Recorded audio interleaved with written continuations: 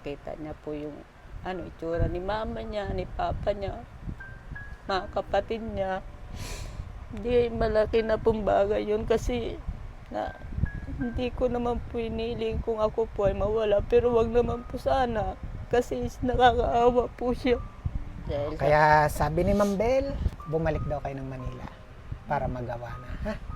Kasi wala na magtataray sa inyo. Yan. Kaya yan, pinabibigay ni Ma'am Bel, 5,000 Thank you po. para kay Bibian. Salamat po. Ayan, makakapunta na kayo Manila. Salamat po. Hindi na kayo uwing luhaan. Hindi na po.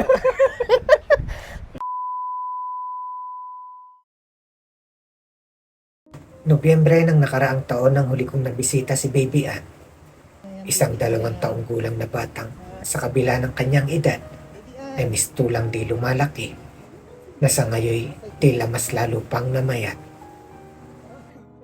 Isang munting batang dama, hindi lang ang hirap ng kanilang buhay dahil sa dami ng sakit na ngayoy kanyang taglay, di na rin niya natitiyak ang klase ng buhay na sa kanya'y naghihintay. Isang inang sa kabila ng kanilang kakapusan ay pilit gumawa ng paraan upang mailuwas ang anak at madala sa tamang pagamutan. Subalit nakakalungkot marinig na habang ang iba ay gumagawa ng paraan upang matulungan ang tulad ni Baby Ann, ay meron namang ilan na tila di man lang nakikita ang paghihirap ng ating mga kababayan. Baka po pwedeng makahinging quotation para po ihingi namin ng tulong doon sa aming bayan sa Batangas. Wala daw po siya yung papaliwanag sa akin, basta daw ako ay magbayad, gawa daw doon sa doktor na kailangan ng professional fee yata. Tapos yung test na yung nagagawin, kailangan daw talaga bayaran po yun. Surprise visit ulit kay Baby Ann. Wala kang malay-malay. Naririto ulit ako. Tingnan natin kung anong ginagawa. Ito po yung ito yung kanila. Isang maliit lang to na tinutuloyan nila. Baby Ann?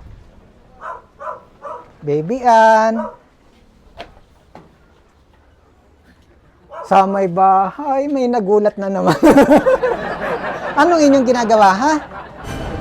Bakit dilim na dilim dyan? Ang kalat-kalat ng bahay. Ikutan mo ng camera. Simula sa baba. Lagi po yan makalat. Oh, dito. Ito ba yan, pagbibili na natin? Padadala sa magbobote? Ito pa, kalat-kalat, oh. Hindi kami nag-iimis. Hindi mo na ba magawang malinis yan? Dahil sabi ko mamaya ako mag-iimis. O, iniintay mo ako pa maglinis, ha? Hindi naman. Hinintay ko kasi si Librot. Baka sabi ko aring magising. Yun ang talagang bantayan si Baby Ann.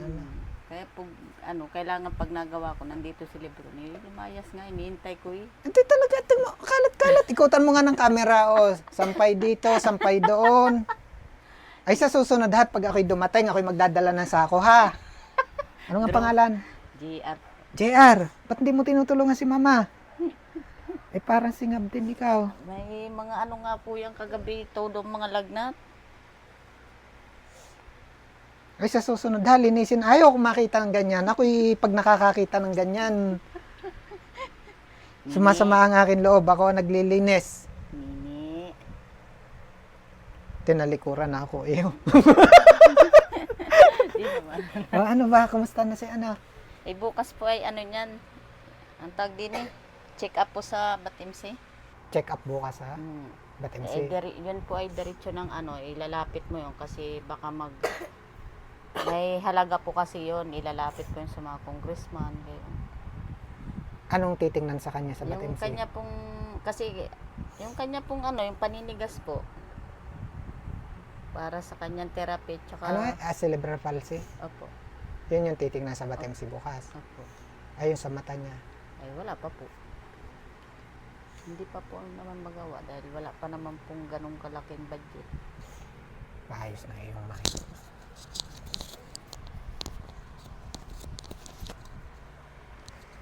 Wala pa naman pong bukas kami pa Batimsi. Ayan, para sa kanyang check-up. Yung cerebral palsy niya. Po. Yun po ay dalawa po yan, isang physical therapy tsaka yung occupational therapy. Kasi mga kababayan, yung last upload natin, kung matatandaan mo, di ba, may nabanggit ka, Ng BER test po. meron po kasi siyang bad experience sa pagpunta sa Manila. So, ako na po yung magkukwento. Kasi ini-upload ko po yung kung ano yung sinabi ni Ate Maridel. Kaya lang, unfortunately, in-upload ko po kung ano mismo yung sinabi ni Ate Maridel.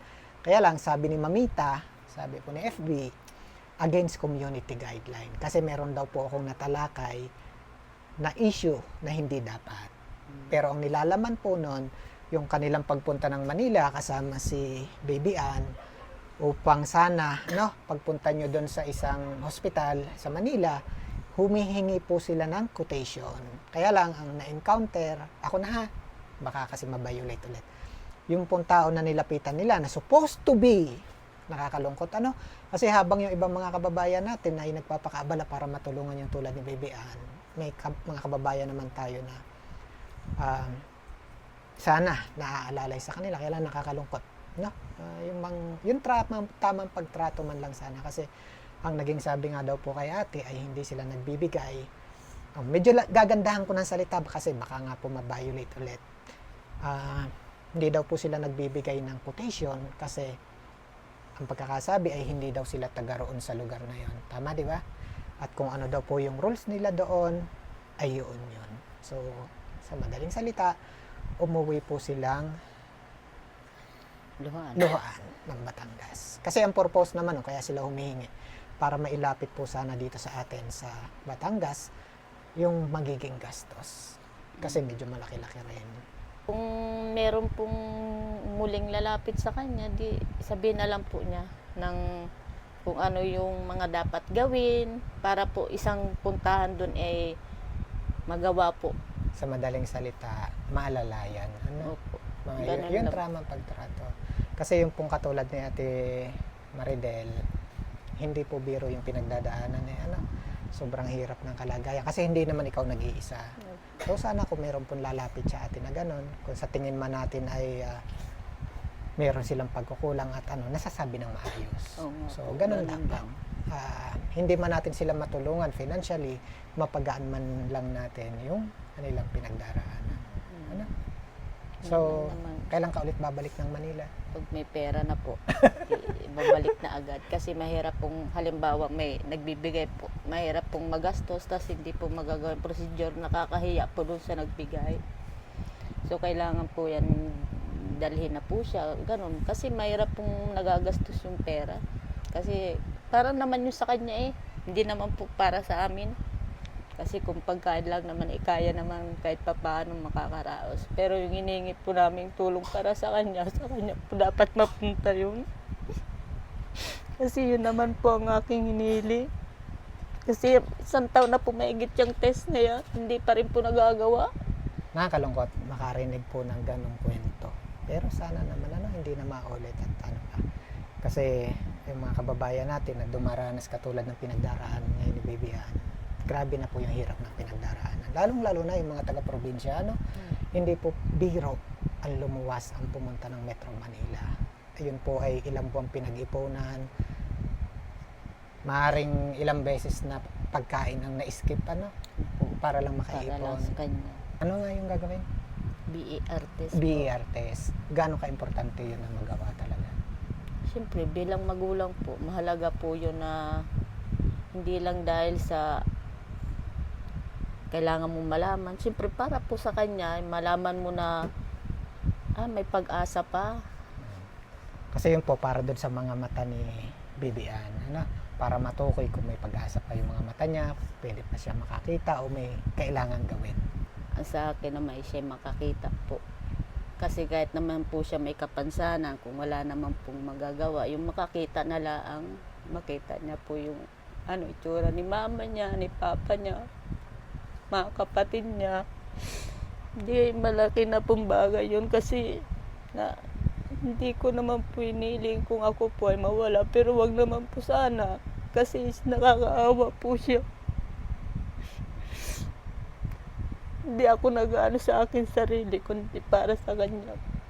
Lalo pag hindi naman, minsan nasa mga aking lasa, siya pa rin ang aking iniisip. Then, paano, sabi ko, sino mag-aalaga sa kanya kung ako'y pahina-hina.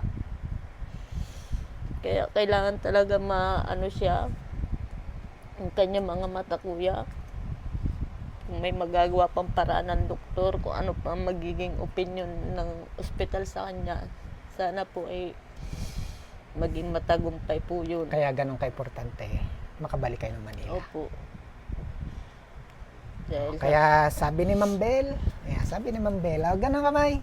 Sabi ni Ma'am Bel, bumalik daw kayo ng Manila para magawa na. Ha? Kasi wala na magtataray sa inyo. Yan. Kaya yan, pinabibigay ni Ma'am Bel. Yan, para po kay Baby Ann. 1, 2, 3, 4, 5,000. thank you po. Para kay Baby Ann. Salamat po. Ayan, makakapunta na kayo Manila. Salamat po. Hindi na kayo uwing luhaan. Hindi na po. Thank you so much po kay ma'am. Kung sino man po kayo, maraming salamat po kasi malaking tulong po ito para sa aking anak. Salamat po. By Monday po, na po yan. Ako'y luluwas na po. Kailangan magawa na po yung kanyang test na yan. Basta continue praying, di ba? Po. Yeah. Thank you, Lord. Nakaranas man tayo ng ganon. Sabi ko nga may dahilan. Na- Kaya mga kababayan, no, please, naglalambing ako. Medyo Actually, nalulungkot ako kasi, di ba, pansin mo yung video nating for Baby Ann. Ilan lang yung views. Ilan lang yung nakapanood. At luckily, isa si Ma'am doon. Isa si Ma'am Bel sa Thank you. nakakita doon. Siya yung nagpaabot sa inyo ng 5,000. Kaya ako po yung naglalambing sa inyo. No? Lahat po ng videos natin, medyo yung sitwasyon ngayon, aandap-andap na po. Nasa survival po yung ating charity vlog ngayon. Nasa survival stage. Kaya kailangan ko po yung suporta para may pagpatuloy po natin dito. Yan. Kaya yan, para patuloy po tayong makagawa ng pagtulong sa ating mga kababayan. At para patuloy po tayo makahanap ng tulong for Baby Ann para kay Ate Maridel. Again mga kababayan, please share this video po.